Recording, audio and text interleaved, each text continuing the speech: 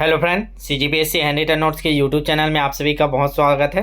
चलेगा तो हम लोग जो छत्तीसगढ़ सहायक शिक्षक और शिक्षक बैच के अंतर्गत बाल विकास का प्रैक्टिस से लगातार कर रहे थे। हम लोग का जो प्रैक्टिस है आपका पूरा सिलेबस के अनुसार चल रहा है, ठीक है। तो उसी सिलेबस को आगे बढ़ाते हुए आज आपका टॉपिक है, डायरेक्ट आपके सिलेबस का टॉपिक है सीखना क्या है और बच्चे कैसे सीखते हैं। इसके टेस्ट भी आपके हो चुके हैं, ठीक है, या शायद तक अभी कल है इसका टेस्ट, देख लीजिएगा। तो ये टेस्ट बैच में इसके क्वेश्चन करा चुके हैं, तो जो क्वेश्चन बच चुके थे, ठीक है, उसको आज करेंगे हम लोग। चलेगा, आज संडे था, चूँकि आज क्लास नहीं होना था, फिर भी क्लास लेके आ गए हैं, तो थोड़ा सा छोटा क्लास करेंगे आज। चलिए एक बार शेयर कर दीजिए, क्योंकि संडे करके बहुत लोग नहीं जुड़े हैं अभी तक। तो एक बार क्लास का लिंक शेयर कर दीजिए, फिर स्टार्ट करते हैं। आज का हमारा टॉपिक है सीखना क्या है और बच्चे कैसे सीखते हैं, ठीक है। और जिन लोग भी चैनल में नए होंगे, चैनल को सब्सक्राइब नहीं किए, चैनल को सब्सक्राइब कर लीजिएगा, ठीक है। डेली आपके क्लासेस डल रहे हैं, तो ताकि आपको नोटिफिकेशन मिल गया है और कोई भी क्लास आपका ना छूटे, ठीक है। कंप्यूटर की भी क्लास डला है थोड़ी देर पहले, ठीक है, तो उसको भी देख लीजिएगा जिन लोग नहीं देखे हैं। और संडे को आज होमवर्क दिए थे, बहुत सारा क्लास आपका बैच में डला है। जिन लोग भी बैच ज्वाइन नहीं किया, बैच जरूर ज्वाइन कर लीजिएगा ना, ठीक है। उसमें आप लोग क्या करते हैं, आज से लेकर जब तक आपका एग्ज़ाम नहीं होगा तब तक की कंप्लीट तैयारी आपको बैच में करा रहे हैं, देख लीजिएगा। फीस का कोई इशू नहीं है, आपको बार बार बोलता हूँ मैं, फीस का कोई दिक्कत नहीं है, आप कॉल करके बात कर लीजिएगा। जिनको फीस का दिक्कत है वो हर प्रकार की सुविधा हम आपको देते हैं, ठीक है। तो जिन लोग भी बैच में नहीं जुए, रजिस्ट्रेशन नहीं करा, जरूर करा लीजिएगा ना। और आज बैच में जितने भी वीडियो डले थे उनको आज आपको रिवाइज़ करना था, तो जिन लोग भी नहीं किए आज भी रात को कर लीजिएगा या कल सुबह कर लीजिएगा ना। जितने भी वीडियो डले हैं वो सभी इंपॉर्टेंट हैं आपको, तो इस बार रिवाइज़ करना जरूरी है। चलिए पहला क्वेश्चन आपकी स्क्रीन पे आ गया है, जल्दी से आप लोग शेयर कर दीजिए, फिर स्टार्ट करते हैं। नीचे देखें ये लाइव चैट का ऑप्शन है, वहाँ से लाइव चैट ऑन कर लीजिए आप लोग, और वहीं आंसर देना है ना आपको। चलेगा, क्वेश्चन स्टार्ट करते हैं। जुड़ गए सभी लोग। और जिन लोग भी कल अपने व्हाट्सएप स्टेटस में शेयर किए थे हम लोग का पॉम्पलेट, तो बहुत बहुत धन्यवाद। और जिन लोग नहीं किए थे, पता नहीं आप लोग क्या सोच के नहीं किया, लगभग 400-500 लोग किए थे। 1200-1300 का बैच है हम लोग का। तो आप लोगों को कल समझाया भी था कि आप लोग भी हमारा थोड़ा सा बात माना करें। हम लोग आपको जो बोलते हैं वो सब चीज़ आपको प्रोवाइड कर रहे हैं, तो आपको हम लोग का भी जो शेयर करना है, ताकि ज़्यादा से ज़्यादा बच्चे जुड़ पाएँ। और आपका ही बेनिफिट है, जितना ज़्यादा लोग जुड़ेंगे उतना ही ज़्यादा आपको बेस्ट रैंक रिजल्ट मिलेगा, ठीक है। तो जिन लोग भी शेयर नहीं किए तो आज कर दीजिएगा ना। व्हाट्सएप बैच में आपका डला हुआ है, किसको शेयर करना है, आपका पॉम्पलेट शेयर कर दीजिएगा, ताकि ज़्यादा लोग जुड़े और ज़्यादा से ज़्यादा हम लोग आपको और सुविधाएँ दे पाएँ और आपका बेस्ट रैंक रिजल्ट आपको मिल पाए, समय रहते अपनी गलतियों को पहचान सकें। चलिए पहला क्वेश्चन स्टार्ट करते हैं आप। पहला क्वेश्चन, निम्न में से किस कथन को सीखने लर्निंग के लक्षण के रूप में नहीं माना जाता। तो आप लोग पढ़ के आए होंगे या पढ़े होंगे इस टॉपिक को, टेस्ट दिलाएं तो सीखना के अंतर्गत लर्निंग क्या होता है, ठीक है। तो उसके कौन से इनमें से लक्षण को सही नहीं मानते, देखिएगा। सीखना एक प्रक्रिया है जो व्यवहार में मध्यस्थता का कार्य करती है। सीखना ऐसी चीज़ है जो कुछ अनुभवों के परिणाम स्वरूप घटित होती है। व्यवहार का अध्ययन सीखना है। अनधिगम भी सीखने का एक हिस्सा है। तो इनमें से कौन सा सही नहीं है बताना है आपका, बाकी 3 सही हैं, एक गलत है। तो बिल्कुल सही आप क्या है, व्यवहार का अध्ययन करना सीखना, यही नहीं है, ठीक है। व्यवहार का अध्ययन को बस हम लोग सीखना नहीं बोलते हैं, बाकी ये तीनों चीज़ें इसकी परिभाषा सही हैं, ठीक है। तो देख लीजिएगा, इसका सही आंसर ऑप्शन नंबर सी, ये गलत है, बाकी ये तीनों आपका सही हैं। चलिएगा नेक्स्ट क्वेश्चन देखते हैं, क्वेश्चन नंबर दूसरा। जिन लोग भी नए जुड़े होंगे ध्यान दीजिएगा, हमारे क्वेश्चन आपको डायरेक्ट किसी बुक से नहीं उठाते ना। तो हम लोग जब क्या करते हैं, जितने भी टॉपिक आपके हैं आपके सिलेबस में, उससे जितने नए क्वेश्चन बन सकते हैं, जो जो एग्जामिनर पूछ सकता है, सारे कवर कराते हैं अपने बैच में ना। इसीलिए आपको बैच जरूर ज्वाइन करना है। आप कहीं भी कोचिंग कर रहे हो, पैड बैच लिए हो, कोई दिक्कत नहीं, आप वहाँ से तैयारी कीजिए, लेकिन टेस्ट हमारा जरूर दिलाइए, ताकि समय रहते आपको पता चले आप जो पढ़ रहे हो उससे रिजल्ट मिलेगा कि नहीं, ठीक है। चलिए दूसरा क्वेश्चन स्क्रीन पर लग गया, देखिएगा। निम्नलिखित में कौन सा समझ के लिए शिक्षण को प्रदर्शित नहीं करता। समझ के लिए शिक्षण को कौन सा प्रदर्शित नहीं करना, ये आपको बताना है ना। परिघटना या अवधारणा को अपने शब्दों में अभिव्यक्त करने के लिए विद्यार्थियों को कहना। नियम कैसे काम करता है इसे स्पष्ट करने हेतु उदाहरण उपलब्ध कराने के लिए विद्यार्थियों को पढ़ाना। अगला ऑप्शन देखेंगे, समानता और अंतर देखने और सादृश्यता स्थापित करने के लिए विद्यार्थियों की सहायता करना। विद्यार्थियों को एकांकी तथ्यों और प्रक्रियाओं को याद करने के योग्य बनाना। तो ये चारों ऑप्शन आपके सामने, इनमें से बताइएगा कौन सा समझ को विकसित करने वाला शिक्षण नहीं है। समझ कैसे, अंडरस्टैंड कैसे, किस चीज़ से नहीं बनेगा विद्यार्थियों का, ये बताना है आपको। तो चलिए इसका आंसर देखते हैं। इसका आंसर है ऑप्शन नंबर डी, विद्यार्थियों को एकांकित तथ्य और प्रक्रियाओं को याद करने की योग्य बनाना। याद करेंगे तो आपका समझ थोड़ी विकसित होगा, तो ये गलत हो गया। तो इसका सही आंसर हो जाएगा ऑप्शन नंबर डी, बाकी आपके समझ से संबंधित है। ठीक है, ऐसे ही बड़े बड़े क्वेश्चन आते हैं ना, इसीलिए हम लोग कोशिश करते हैं जैसा व्यापम लेवल में आता है उसी प्रकार के आपका प्रैक्टिस कराएं। बाकी जहाँ आप लोग टेस्ट सीरीज खरीदे होंगे या आपको जहाँ पढ़ाते होंगे, आप जहाँ पेड बैच ज्वाइन किए होंगे 2,000-4,000 रुपये, वहाँ ऐसे क्वेश्चन आपको देखने नहीं मिलेंगे। उन लोग क्या करते हैं, जो पुराना आए हुए हैं उसको करा देते हैं, और उसके बाद जो बुक में दिया रहता है सब बुक में से थोड़ा थोड़ा क्वेश्चन उठा करा देते हैं। ठीक है, तो ऐसे में समय वेस्ट मत कीजिएगा ऐसे जगह आपका। ठीक है, चलिए नेक्स्ट क्वेश्चन, क्वेश्चन नंबर 3 लग गया, पढ़ते रहिए आप लोग। निम्न में कौन सा कथन सीखने के बारे में सही है? अब बताना है लर्निंग। ठीक है, लर्निंग के बारे में कौन सा सही है? तो पहला ऑप्शन क्या है, बच्चों द्वारा दी गई या की गई, बच्चों द्वारा की गई त्रुटियां यह संकेत करती है कि किसी तरह का सीखना नहीं हुआ।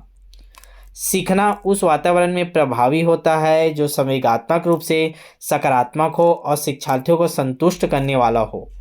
सीखने के लिए किसी भी चरण पर सीखना संवेगात्मक कारकों से प्रभावित नहीं होता। सीखना मूल रूप से मानसिक क्रिया है। चारों में से कौन सा एक तो सही है उसको बताना है आपको सीखने के बारे में। चलिए बताइएगा, फास्ट आंसर करेंगे। इसका सही आंसर बिल्कुल सही जवाब ऑप्शन नंबर 20 का सही आंसर है। सीखना क्या है, उस वातावरण में प्रभावी होता है जो संवेगात्मक रूप से सकारात्मक हो और शिक्षार्थियों को संतुष्ट करने वाला हो। ठीक है, चलिएगा इसी प्रकार क्वेश्चन आपको देखने मिलेगा ना। चलिएगा चौथा क्वेश्चन नंबर चौथा देखते हैं। चिंतन कौन सी गतिविधि है? बताना है आपको, क्रियाशील, प्रगतिशील, ज्ञानात्मक या मानसिक क्रिया। तो कौन सा है बताइए, जल्दी फास्ट कमेंट करेंगे। चिंतन कौन सी गतिविधि है? क्वेश्चन नंबर चौथा। जो नए होंगे चैनल को सब्सक्राइब करके रखिएगा ना, ताकि डेली क्लास आपको मिल जाए। तो इसका सही आंसर है ऑप्शन नंबर क्या है, चिंतन क्या एक ज्ञानात्मक गतिविधि है। ठीक है, इसका ऑप्शन नंबर सी है। इसको देख लीजिएगा, इसमें आप लोग को डाउट हो सकता है, मानसिक भी आपको मिल सकता है कहीं कहीं। तो ये क्वेश्चन को आप लोग होमवर्क दे रहा हूँ, आप इसको थोड़ा सा ढूंढिएगा कि पुराने प्रीवियस ईयर में क्या ऐसे क्वेश्चन आए हैं और इसका आंसर क्या लिया है। ठीक है, ज्ञानात्मक भी आता है, मानसिक भी आता है, लेकिन हम लोग के हिसाब से ज्ञानात्मक से ही इसका ले रहे हैं अभी। आप लोग बताइएगा ये क्वेश्चन अगर आपको कहीं मिलता है तो इसके बारे में अपडेट कीजिएगा व्हाट्सएप पेज में ना। चलिएगा नेक्स्ट क्वेश्चन करते हैं, क्वेश्चन नंबर 5। चिंतन बच्चे का कौन सा महत्वपूर्ण भाग है? शिक्षा, व्यक्तित्व, ज्ञानात्मक व्यवहार या शिक्षण? चिंतन बच्चे का कौन सा महत्वपूर्ण भाग है? चलिए क्वेश्चन नंबर 5 का आंसर करेंगे। तो देखिए ऊपर ज्ञानात्मक लिए थे ना, तो इसका भी सही आंसर है ऑप्शन नंबर सी, ज्ञानात्मक व्यवहार को दर्शाता है आपका चिंतन। ठीक है, आप जितना ज्ञानी रहेंगे उतने इस अच्छे से चिंतन करेंगे आप। ठीक है, तो इसका सही आंसर है ऑप्शन नंबर सी। तो उसका भी आपका मान के चलिए ज्ञानात्मक वाला ही सही होगा ना, फिर भी आप एक बार उसको देखेंगे आप लोग। क्वेश्चन नंबर 6 करते हैं। एक बच्चा अतीत की समान परिस्थिति में की गई अनुक्रिया के आधार पर नई स्थिति के प्रति अनुक्रिया करता है। यह किससे संबंधित है? सीखने की प्रक्रिया का अभिवृत्ति नियम, तत्परता का नियम, सादृश्यता का नियम या प्रभाव का नियम? कौन से नियम के अंतर्गत जो बच्चा है वो अतीत की जो उसी प्रकार की जो परिस्थिति पहले निर्मित हुई थी उसी आधार पर नई परिस्थिति जब आता है तो उसको डील करता है। तो किसके अंतर्गत आएगा? आप लोग थोड़ा पढ़िए, समझिए, फिर आंसर दीजिए। लाइव चैट में आंसर दीजिए जितना लोग भी देख रहे हैं, और जो भी नया होगा चैनल को सब्सक्राइब करके रखिएगा और लाइक कर दिया करिए डेली क्लास को ना। और जिन लोग भी बैच ज्वाइन नहीं किया, मैं बार बार बोल रहा हूँ, अभी भी मौका है आपको, शुरू से तैयारी करवा रहे हैं हम लोग, और जब तक पेपर नहीं होगा आपका कई बार सिलेबस कंप्लीट करा देंगे हम लोग। तो ज़रूर बैच ज्वाइन कीजिएगा। ठीक है, लगातार हम लोग हफ्ते के 6 दिन आपको तैयारी कराते हैं बैच में, पूरा कंप्लीट तैयारी है, जो आपके कहीं भी किसी कोचिंग इंस्टीट्यूट द्वारा वैसा नहीं कराया जाता ना। चलिए इसका सही आंसर हो जाएगा ऑप्शन नंबर सी, सीखने का सादृश्यता का नियम। ये सही आंसर है हमारा। ठीक है, चलिए नेक्स्ट क्वेश्चन, क्वेश्चन नंबर 7 देखते हैं। क्वेश्चन नंबर 7वां क्या बोलता है? निम्न में कौन से कथन को सीखने की प्रक्रिया की विशेषता नहीं मानना चाहिए? जो सीखने की प्रक्रिया उसकी विशेषता इनमें से कौन सा नहीं है बताना है। सीखना क्या है, लक्ष्योन्मुखी है, ठीक है, गोल ओरिएंटेड होता है, या अनअधिगम अनलर्निंग भी सीखने की प्रक्रिया है, शैक्षणिक संस्थान ही एकमात्र स्थान है जहाँ अधिगम होता है, सीखना एक व्यापक प्रक्रिया है। तो इसमें से एक तो गलत है, उसको बताना है। तो देखिए एकदम इजी है, पढ़ के समझ में आएगा। ऑप्शन नंबर सी इसका सही आंसर है। ये गलत है हमारा, क्योंकि बच्चा क्या है, घर में भी सीखता है, परिवार में भी सीखता है, समाज में भी सीखता है, हर जगह उसको लर्निंग मिलता है। तो हम ये बोल ही नहीं सकते कि शैक्षिक संस्थान ही एकमात्र स्थान। तो ये हमारा सही आंसर है, मतलब ये गलत हो जाएगा। इसका सही आंसर सी हो जाएगा, बाकी ये गलत है ना। ये 3 हमारा इसकी विशेषता है। चलिए नेक्स्ट क्वेश्चन, क्वेश्चन नंबर 8 करेंगे। क्वेश्चन बड़ा है, बड़े क्वेश्चन आते हैं, इसलिए बड़े क्वेश्चन ही करा रहे हैं हम लोग। आपको बेवकूफ़ बनाने वाला काम नहीं करते कि अरिहंत राजा हमारा प्रबोध के बुक से 5-5 क्वेश्चन उठा लिया और करवा दिए। एक चीज़ और 2 मिनट आपका लेना चाहूँगा, ध्यान से सुनिएगा। ऐसे यूट्यूबर से बचिएगा जो 20-25 क्वेश्चन करा देते हैं, आपका समय बर्बाद कर देते हैं। उन लोग क्या करते हैं, 3-4 बुक ले लेते हैं अरिहंत अजय परमवाला और उसी को डायरेक्ट फोटो खींच के पढ़ा देते हैं, उसी में क्वेश्चन करा देते हैं। तो आप सिर्फ आपका समय बर्बाद कर रहे हैं, ठीक है।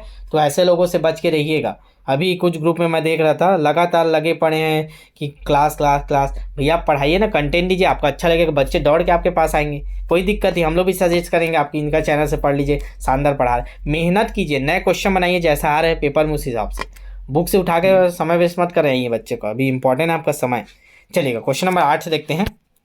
सीखना समृद्ध हो सकता है यदि शिक्षक विशिष्ट प्रकार के व्याख्यान और स्पष्टीकरण का प्रयोग करें, कक्षा में आवधिक परीक्षाओं पर अपेक्षित ध्यान दिया जाए, वास्तविक दुनिया से उदाहरणों को कक्षा में लाया जाए जिसमें विद्यार्थी एक दूसरे से अंतःक्रिया करें और शिक्षक उस प्रक्रिया को सुगम बनाए, कक्षा में अधिक से अधिक शिक्षा सामग्री का उपयोग किया जाए। तो क्या आपको करना चाहिए जो जिससे आपका जो लर्निंग का प्रोसेस है एकदम समृद्ध हो जाएगा, पक्का हो जाएगा। तो चलिए इसका आंसर जल्दी बताइए आप लोग। क्वेश्चन नंबर 8 का बिल्कुल सही आंसर ऑप्शन नंबर सी इसका सही आंसर है। आपको वास्तविक दुनिया को उदाहरण आपको कक्षा में पेश करना चाहिए ताकि बच्चा उस प्रकार से सीख पाए जो आपको वो दैनिक जीवन में उसको जो परेशानी आता है, ठीक है। चलिए तो आगे बढ़ते हैं next question, question number 9। Computer का जिन लोग भी क्लास नहीं देखें देख लीजिएगा, डेली एक एक क्लास अपलोड करा रहे हैं एक्स्ट्रा, क्योंकि इसी 9 पीरियड में सभी चीज़ को नहीं करा पाएंगे, ठीक है ना। तो आपका कंप्यूटर का क्लास अपलोड हो रहा है, तो जिन लोग नहीं देखें प्रैक्टिस सेट 1 2 3 अपलोड हो गए, देख लीजिएगा ना। चलेगा आगे बढ़ते हैं। शिक्षण कैसी प्रक्रिया है, तो ये जीवन पर्यंत चलने वाली है, क्रियाशील है, रचनात्मक है, उपयुक्त में से कोई नहीं। चलिए बता दीजिएगा। तो शिक्षण कैसी प्रक्रिया है, तो स्वाभाविक से आंसर ऑप्शन नंबर ए, जीवन पर्यंत चलने वाली प्रक्रिया है ना शिक्षण। चलेगा आगे बढ़ते हैं क्वेश्चन नंबर 10। शिक्षण को प्रभावित करने वाले कारक कौन से हैं, अध्यापक संबंधित, शिक्षार्थी संबंधित, कार्य संबंधित, उपयुक्त सभी। क्या क्या शिक्षण को प्रभावित करते हैं ये बताना है आपको। चलेगा जल्दी से आंसर करेंगे आप लोग। देखिए जिन लोग भी पैड बैच ज्वाइन करते हैं, कहीं भी पैड खरीदते हैं, पैड कोर्स, तो ध्यान दीजिएगा अब मत खरीदिएगा आप लोग, ठीक है। कहीं भी आपको कोर्स खरीदने की ज़रूरत नहीं। आप हमसे जुड़ गए, हमारे बैच ज्वाइन कर ले, मैं कहीं भी 2000 3000 1000 भी बोलेगा तो भी आप कहीं भी बैच ज्वाइन मत कीजिएगा, क्योंकि उन लोग क्या करते हैं सिलेबस उठाकर 20-25 क्लास बना देते हैं, सिलेबस का 20-25 टेस्ट 10-10 क्लास सब सब्जेक्ट का, अब बस उसको बेचे पड़े हैं कि आप 500 में 700 में 1000 में बेच रहे हैं। उसको कोई मतलब नहीं आपका तैयारी कर रहे हो कि नहीं, क्वेश्चन बन रहा है कि नहीं, किस लेवल में आपका रैंक रिजल्ट क्या, कोई मतलब नहीं। तो ऐसे चीज़ों से बचिएगा। आप सेल्फ स्टडी कीजिए, हमारे साथ मिल के तैयारी कीजिए, हमारे बैच ज्वाइन कीजिए, टेस्ट दिलाइए, एक एक चैप्टर को कन्फर्म कर लीजिए, ठीक है। चलिए 10वां का आंसर क्या है, तो 10वां का आंसर है ऑप्शन नंबर डी, उपयुक्त सभी। ये सभी चीज़ें आपको प्रभावित करती है शिक्षण को, अध्यापक संबंधित, शिक्षार्थी संबंधित, कार्य संबंधित, ठीक है। चलिए नेक्स्ट क्वेश्चन, क्वेश्चन नंबर 11 करते हैं।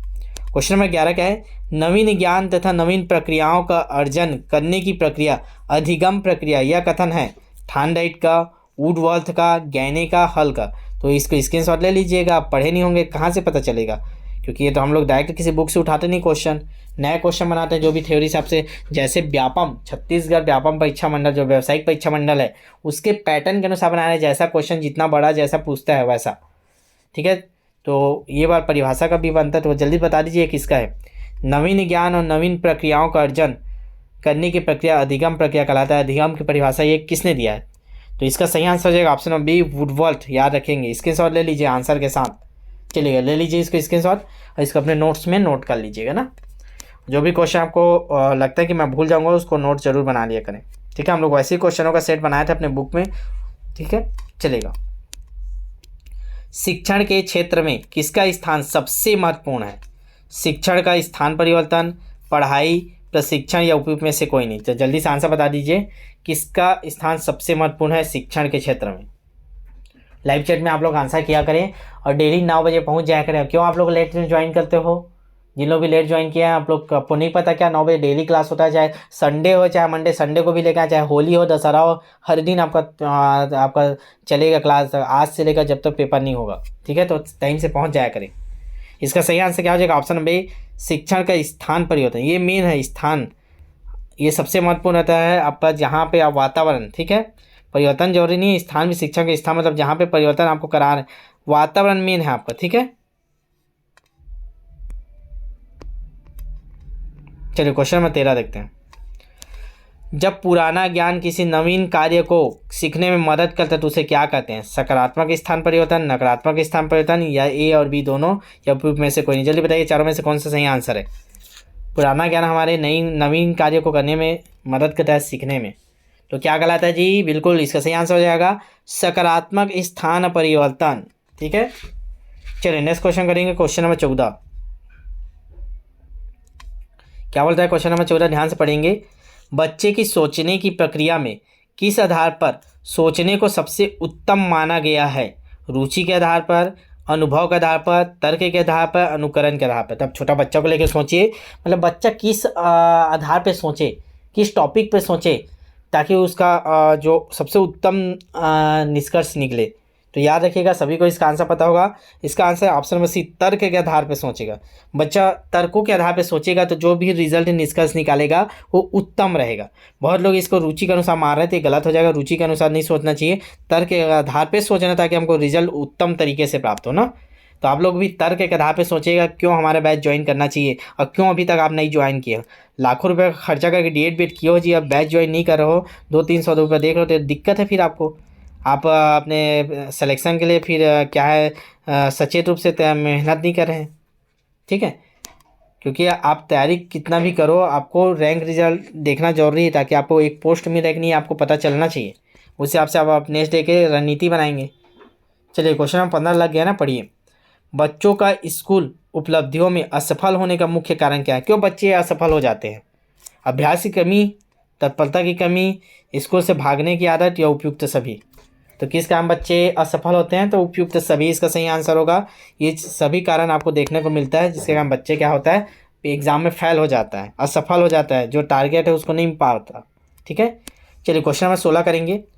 शिक्षण की प्रक्रिया का मूल स्वरूप क्या है? तो शिक्षण की प्रक्रिया का मूल स्वरूप क्या है? ये बहुमुखी प्रकार का होता है, या एकांकी होता है, या दोनों होता है, या उपयुक्त में से कोई नहीं? जल्दी बताएंगे। क्वेश्चन नंबर 16, तो इसका सही आंसर क्या हो जाएगा? बिल्कुल सही जवाब ऑप्शन नंबर सी इसका सही आंसर है। ए और बी दोनों, मतलब शिक्षा की जो प्रक्रिया बहुमुखी भी है, एकांकी भी है, ठीक है। चलिए नेक्स्ट क्वेश्चन करेंगे, क्वेश्चन नंबर 17। शिक्षण की प्रभावशाली विधि कौन सी है?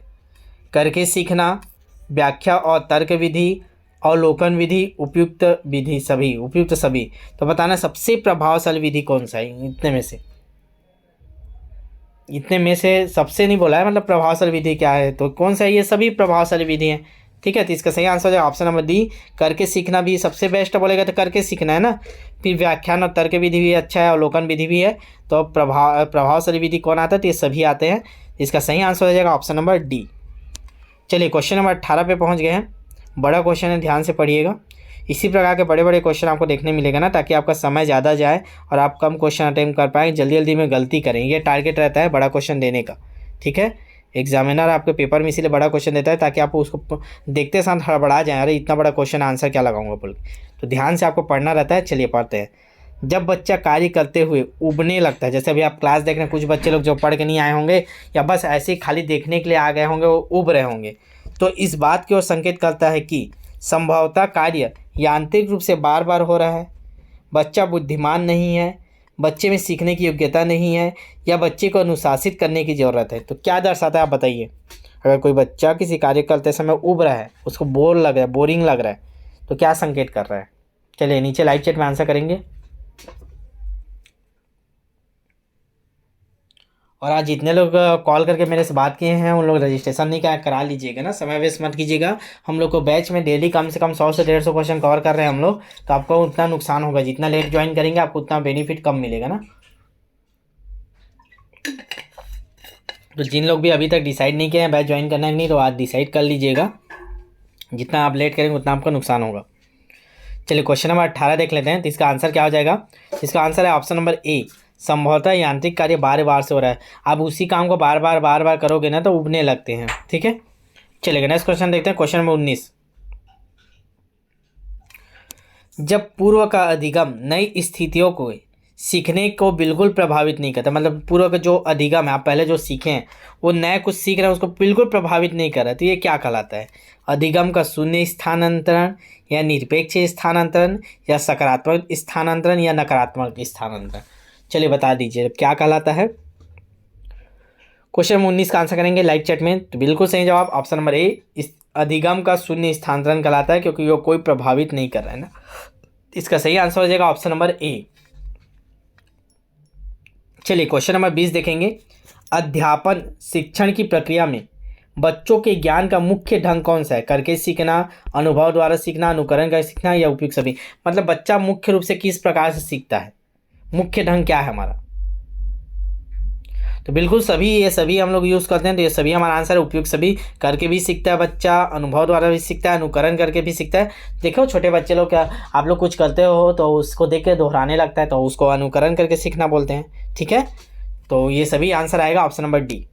आप याद रखिएगा, हम लोग एकदम शानदार क्वेश्चन करते हैं। अब डेली 9 बजे, मतलब 9 बजे कहीं नहीं जाना, इधर उधर यूट्यूब में नहीं भटकना है, बाकी इधर उधर क्लासेस आपको छोड़ देना है। सबसे पहले आपको यहाँ आना है 9 PM में लाइव, आपको इसमें क्वेश्चन सॉल्व जरूर करना है ना।